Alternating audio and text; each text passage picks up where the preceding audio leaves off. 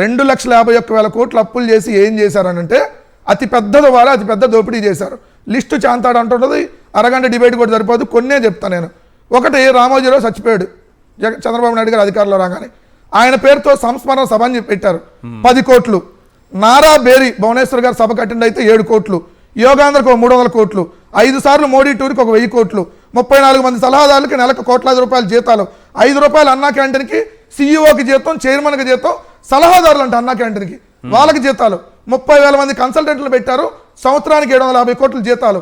Swarnandhra 2047 vision అని నియోజకవర్గానికి వచ్చే కన్సల్టెంట్ పెట్టారు, 50 కోట్ల జీతాలు. చంద్రబాబు కరకట్ట ఇంటి మరమ్మతులకు 3.5 కోట్లు, డిజైనింగ్ లైట్లకు 4.5 కోట్లు. అమరావతిలో 1000 కోట్ల కాంట్రాక్ట్కి 10,000 కోట్లకి ఇచ్చేయటం, దోచుకోవటం. అమరావతిలో కిలోమీటర్ రోడ్డుకి 66 కోట్లు, 101 కోట్లు, 175 కోట్లు కాంట్రాక్ట్కి ఇచ్చేయటం, 22-25 కోట్ల కంటే కాదు, మిగిలిన వీళ్ళు దోచేయటం. ఎన్టీఆర్ గారి 300 అడుగుల విగ్రహానికి డిపిఆర్కి 11.5 కోట్లు. సీఎం, డిప్యూటీ సీఎం, షాడో సీఎంలో స్పెషల్ ఫ్లైట్లు ఖర్చు 100 కోట్లు. అలానే చాలా పెద్ద దుబారా సార్. పేపర్ యాడ్లు, టీవీ యాడ్లు, నేషనల్ మీడియా యాడ్లు, ప్రకటనలు, హోర్డింగ్లు, ఆల్ పబ్లిసిటీ ఖర్చు.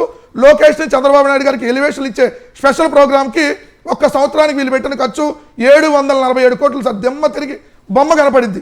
ఒక మెడికల్ కాలేజ్ వచ్చేసింది, 2 మెడికల్ కాలేజ్ దాదాపుగా. అలానే బుల్లెట్ ప్రూఫ్ వాహనాలను కొనుగోలు చేశారు. CM, deputy CM Nara Lokesh వీళ్ళందరి కోసం 9,20,00,000. కుప్పంలో అంటే 450 కోట్లు వర్క్ చేస్తారంట, దానికి కన్సల్టెంట్కి 5 కోట్లు అంట.